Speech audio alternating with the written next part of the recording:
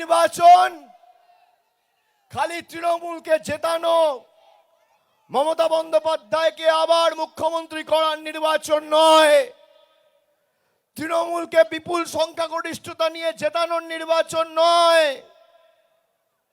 এই নির্বাচন বিজেপিকে শাস্তি দেওয়ার নির্বাচন, প্রতিবাদের নির্বাচন, প্রতিরোধের নির্বাচন, বিজেপিকে শিক্ষা দেওয়ার নির্বাচন।